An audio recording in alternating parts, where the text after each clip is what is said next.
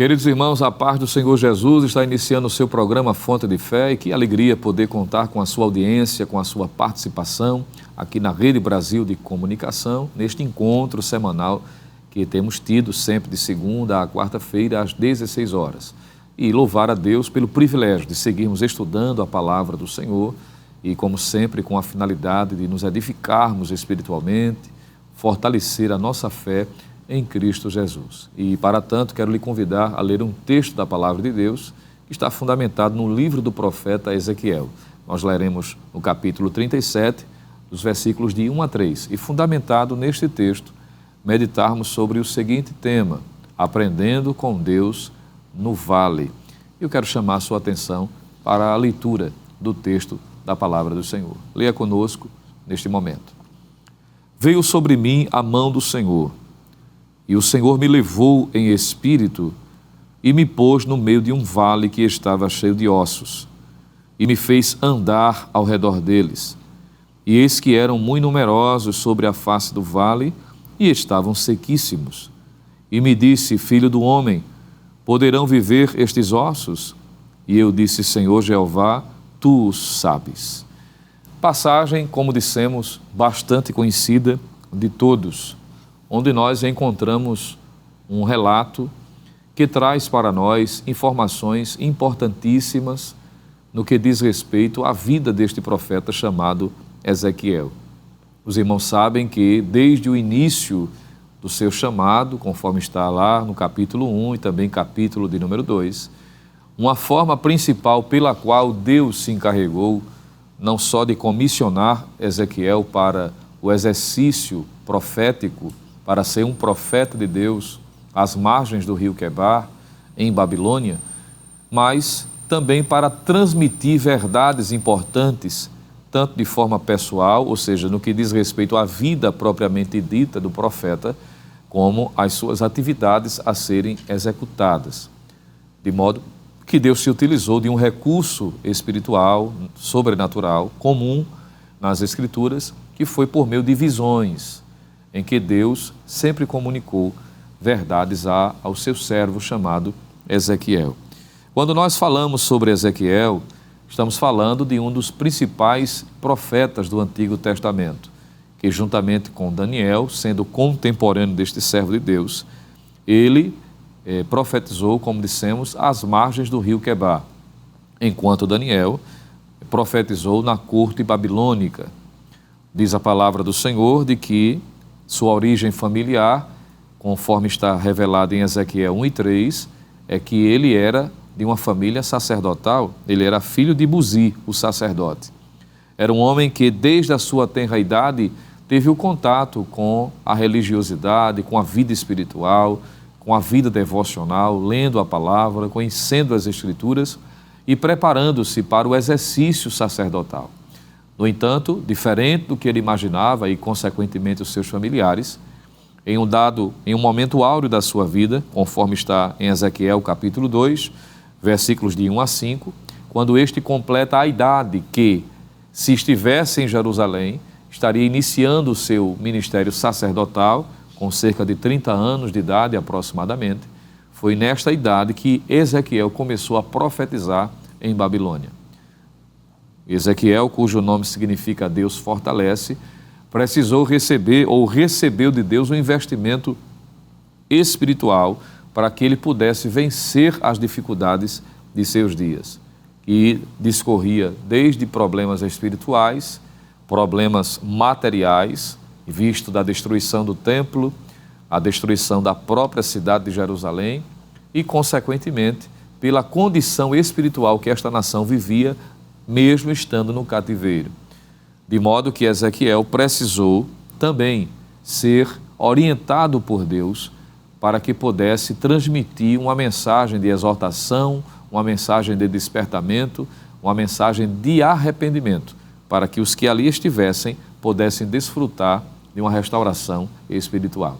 A propósito, um dos temas trabalhados na profecia de Ezequiel é de restauração, além de mostrar de que Deus é justo e que Ele pune os pecados de quem de fato não se arrepende, não busca misericórdia, mas sobretudo também é um profeta que, em meio ao caos de seus dias, ele trazia uma mensagem de esperança, de restauração, em que Deus, pela sua graça e por sua bondade, estaria libertando, estaria trazendo mudança para a nação de Israel. Mudança geográfica, não é? Porque traria o Senhor de volta aquele povo para a cidade santa, depois da finalização do cativeiro babilônico, mas também promessa de restauração espiritual. É o que nós encontramos também ao lermos o livro do profeta Ezequiel. Mas observe que o capítulo 37 apresenta para nós mais uma visão que Ezequiel teve. E Deus faz com que ele tenha uma visão de um vale de ossos secos. Veja que é interessante e é intrigante de que na terra de Israel sempre foi marcada por vales. E quando nós falamos sobre vale, estamos falando de uma depressão alongada entre montes ou qualquer outra superfície. Em Deuteronômio capítulo 11, versículo 10 e versículo 11, diz a palavra que a terra de Israel é composta por vários vales. Inclusive, boa parte da história daquela nação se desenvolveu nos vales que são ali descritos historicamente. E agora, mais um vale, que é uma visão que Ezequiel tem, fará parte também da história da nação de Israel. Esse vale é denominado de Vale de Ossos Secos. Primeiramente, é importante notar de que este vale tem uma representação e um significado que nós não precisamos impor ao texto. O próprio texto, o próprio Deus se encarrega de dizer para nós o que este vale significa. Se você olhar para a sua Bíblia agora, em Ezequiel capítulo 37, e ler comigo o versículo de número 11, você perceberá que o próprio Deus se encarrega de explicar de que esta visão de um vale de ossos secos representa a condição espiritual de Israel. Veja o que está escrito, Ezequiel 37, versículo 11. Então me disse, filho do homem, estes ossos são toda a casa de Israel. E eis que dizem, os nossos ossos se secaram e pereceu a nossa esperança, nós estamos cortados. Então veja que quando Deus faz Ezequiel ter esta visão, a visão do vale de ossos secos, está ilustrando, está demonstrando de que a vida e a condição espiritual da nação de Israel encontrava-se semelhantemente a um vale de ossos. Observe que não é simplesmente um vale de ossos secos, mas o termo utilizado no versículo de número 2 é no superlativo. E estavam sequíssimos, conforme está no texto sagrado. Isso enfatiza a condição dificultosa que a nação enfrentava. Era uma condição sem precedentes. Do ponto de vista humano, era algo irreversível. E é dentro desta realidade que Deus aponta algumas verdades essenciais para nós. Primeiro, eu quero aqui mencionar e chamar a sua atenção, porque o texto bíblico diz, versículo 1 e versículo 2, uma lição preciosa aqui descrita, é que Deus controla a nossa vida. Deus fez o profeta entender, em meio a este vale, de que Deus é quem guia, Deus é quem direciona, Deus é quem conduz. E isso fica evidente nos verbos que aparecem quando lemos, por exemplo, versículos 1 e 2. E eu queria chamar a sua atenção. Vamos ler novamente? Veio sobre mim a mão do Senhor, e o Senhor me levou. Se você quiser frisar essa expressão, veja, me levou.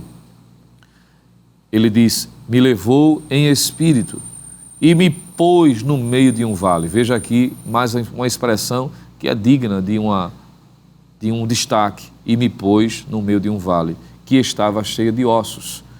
Se você seguir lendo, versículo de número 2, a parte A do versículo diz assim, e me fez andar ao redor deles. Então, quando estes verbos aparecem, apontam para um direcionamento, para um controle, para uma forma especial pela qual Deus se encarrega de conduzir o profeta por um caminho que muito provavelmente ele jamais imaginou que passaria.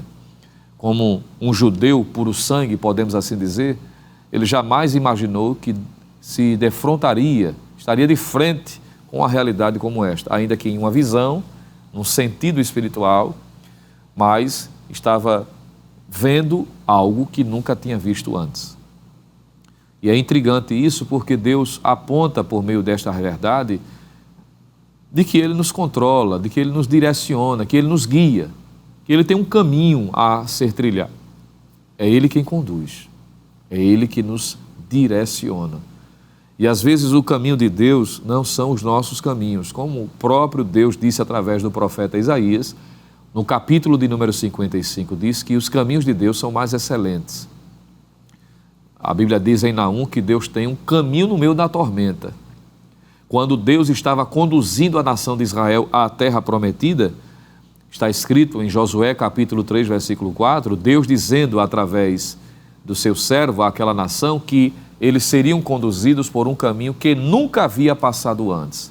Veja que Deus é quem direciona, Deus é quem guia, Deus é quem leva. E às vezes o caminho de Deus não é exatamente aquilo que a gente esperava. E exatamente isso se revela, se desenvolve num momento em que nós estamos passando no vale. E dentro da linguagem cristã é muito comum usarmos essa expressão para indicar um momento de dificuldade.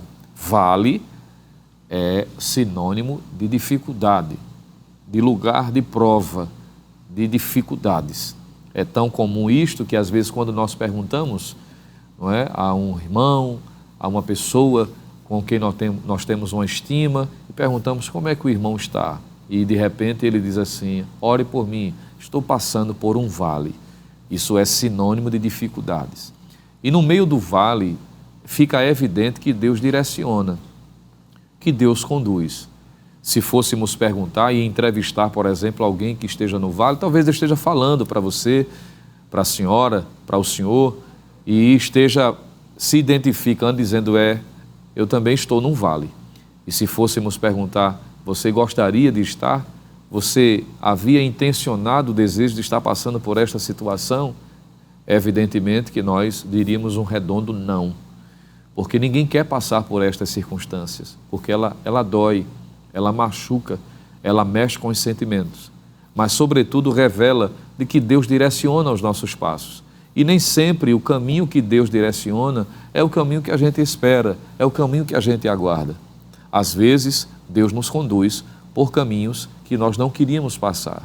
Eu não estou falando aqui de conduzir por um caminho do erro, entenda-me por favor, porque isso contrariaria a própria natureza de Deus. Deus não é tentado pelo mal e a ninguém tenta, diz o apóstolo Tiago. Estou dizendo que Deus nos conduz por caminhos de dificuldades, de provações, que não fazia parte do nosso cronograma, não fazia parte da nossa agenda pessoal, da nossa aspiração, desejo, e exatamente como aconteceu com a nação de Israel, por entrilhar um caminho que nunca tinha passado antes. Da mesma forma como Ezequiel, que foi levado, conduzido, deixado no meio de um vale, Deus também ainda hoje faz isto. Se você está com a sua Bíblia aberta e gosta de conferir, se você abrir ela agora em Marcos 6,45, é o momento em que Jesus direciona os discípulos para atravessarem para o outro lado do mar da Galileia. Depois de ter feito um milagre extraordinário da multiplicação de pães e peixes, o que algumas pessoas não entenderam a natureza do milagre, o que apontava o milagre realizado pelo Senhor, queriam aclamar Jesus como um líder político, e Deus não veio, o Senhor Jesus não veio estabelecer um partido político. Não estou dizendo isso como que uma censura à política. A política verdadeira e genuína, ela é necessária para o bom andamento da condução da realidade civil da sociedade. Estou dizendo que Jesus não veio estabelecer um partido político. Ele não veio com essa finalidade. Ele veio para trazer libertação, ele veio para trazer transformação. E as pessoas não entenderam, queriam aclamá-lo como líder social, já que o milagre tinha trazido benefício material. Jesus não veio fazer isto. Ainda que ele possa, a sua finalidade maior é trazer liberdade espiritual. E entendendo isso, diz a Bíblia que Jesus despediu a multidão e orientou os seus discípulos a entrarem no barco e atravessassem para o outro lado do mar da Galileia ou do lago de Genezaré. Marcos 6,45 usam a expressão que às vezes a gente lê assim, passa tão rápido e não se apercebe. E o texto diz que, e logo os obrigou. E o que é que você entende por obrigar? Ora, se fôssemos trazer uma definição rápida, objetiva, Obrigar, naturalmente, é alguém fazer com que alguém haja contra a sua própria vontade. Significa dizer que os discípulos não queriam entrar no barco. Jesus os obrigou. Isso significa dizer que há circunstâncias, há situações que são provocadas e são direcionadas, que o Senhor nos conduz contra a nossa vontade, porque Ele sabe como trabalhar, Ele sabe como agir. Talvez você esteja se perguntando, está em um dia que Paulo chamou de o dia mau, é aquele dia de maior lutas internas e externas, de batalhas espirituais. E de repente você está se perguntando, Senhor, por que é que estou neste vale?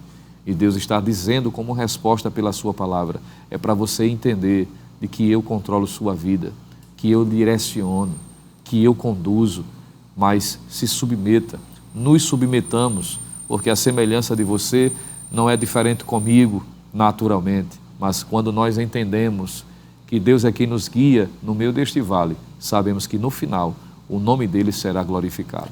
Mesmo sem compreender, mesmo sem entender nos detalhes, nos milindres, mas se é Deus que está nos conduzindo, vai dar certo. Glorificado seja o nome do Senhor para todo sempre. Jesus controla a nossa vida. O Senhor direciona os nossos passos. Ao menos esta é a principal lição que Ele também nos traz no meio do vale. Segundo, para a gente ganhar tempo, é que Deus tem poder para fazer o impossível. No vale, Deus nos faz entender de que Ele tem o poder, a capacidade, a competência de fazer o impossível se tornar possível. Isso fica claro quando lemos dos versículos 3 ao 6. Eu fiz questão de ler com você o versículo 3, quando o Senhor Deus perguntou a Ezequiel. E o que eu acho intrigante é porque todas as vezes que a Bíblia diz, ou faz menção, registra, que Deus está fazendo a pergunta a alguém, não é uma pergunta porque Deus não saiba, ou porque Deus está brincando com os sentimentos de alguém, mas é para revelar, é para gerar, para provocar uma reflexão sobre o contexto em que a pessoa está, sobre suas atitudes e sobre aquilo que Deus é e Ele é capaz de fazer. Lembra que Ele perguntou a Adão, Adão, onde estás? Ora, será que Deus não sabia? O que Ele estava provocando era que Adão reconhecesse, buscasse a Ele. Era uma forma de Deus dizer a Adão, eu estou aqui, eu estou no lugar onde sempre estive, vem a mim, me procure, vem atrás, eu estou à disposição. Não é? Quando Deus perguntou a Adão, quem foi que abriu os teus olhos? Como foi que teus olhos se abriram? Ele estava provocando de que Adão reconhecesse o seu pecado, que ele confessasse a sua culpa, mesmo Deus sabendo o que acontecia. Então, significa dizer que todas as vezes que Deus pergunta, é provocando uma reflexão, é querendo taxar, querendo deixar impresso uma marca para que a pessoa entenda. E quando Deus diz a ele, ao profeta Ezequiel, filho do homem, poderão viver estes ossos? É uma pergunta para provocar a reflexão, para que Ezequiel fizesse uma análise e pudesse entender de que o panorama ao seu redor não era favorável. Mas o texto bíblico diz que ele respondeu, e eu disse, Senhor Jeová, tu o sabes. Observe que Deus nos conduz aos vales desta vida, em que a gente analisa o quadro e percebe, não tenho como fazer, não há possibilidades humanas, mas Deus sabe o que é que está fazendo. Ele tem a competência e o poder necessário para resolver quaisquer situações. Observe que o próprio Deus responde, no versículo de número 5, assim diz o Senhor Jeová a estes ossos, eis que farei entrar em vós o Espírito e vivereis. Eu porei nervos sobre vós, farei crescer carne sobre vós estenderei pele, e porei em vós o Espírito e vivereis, e sabereis que eu sou o Senhor. Veja, qual é a finalidade de Deus em nos conduzir aos vales desta vida? Primeiro, mostrar de que Ele é quem nos guia. Segundo, revelar o seu poder. Ele finaliza dizendo, sabereis que eu sou o Senhor. Eu vou fazer, eu vou colocar, eu vou fazer com que a situação seja mudada. Eu porei, eu farei, eu estenderei, eu mudarei o quadro. São situações em que Deus nos permite entender, não existe possibilidade senão a divina. Os recursos acabaram, não há possibilidades. Do ponto de vista humano, Senhor, só Tu sabes como isto vai ser resolvido. E Ele tem a capacidade para isto.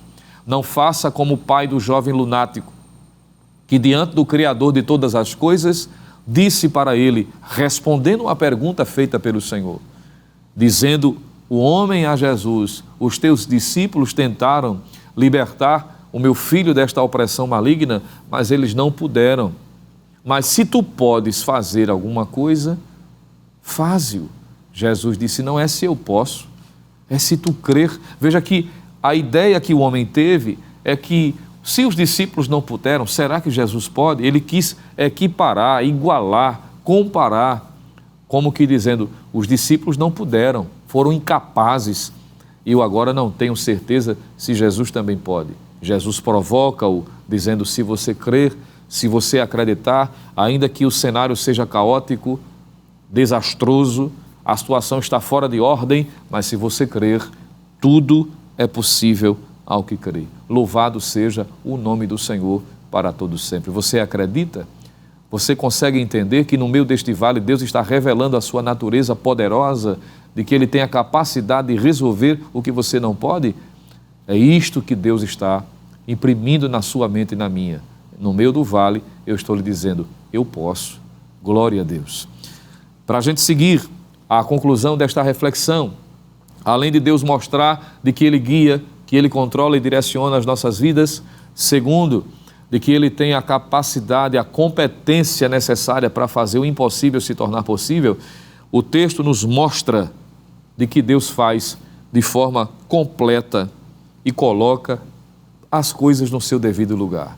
Porque quando seguimos a leitura, veja o que está no versículo de número 7. Então profetizei como se me deu ordem, e houve um ruído enquanto eu profetizava. E eis que se fez um rebuliço, e os ossos se juntaram, cada osso ao seu osso. Veja que o que estava em desordem, o que estava em fora de lugar, com a emissão da palavra profética, porque Deus tinha dito, profetiza, Ezequiel.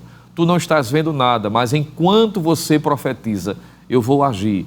E a Bíblia diz que enquanto ele profetizava, houve um ruído, um reboliço. E os ossos que estavam espalhados começaram a juntar, cada osso ao seu osso.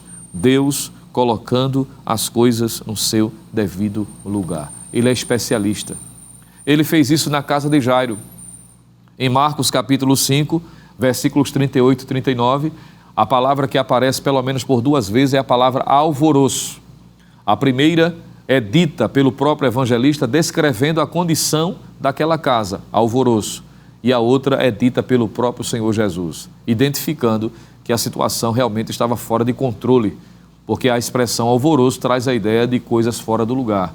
É uma circunstância que não pode ser controlada. Mas o Deus do céu, a quem nós servimos, Ele é poderoso para colocar as coisas em ordem, para estabelecer a ordem, para acabar com a bagunça, com a balbúrdia. Ele dá ainda o decreto, Ele estabelece, Ele põe ordem, Ele traz a paz estabelecida.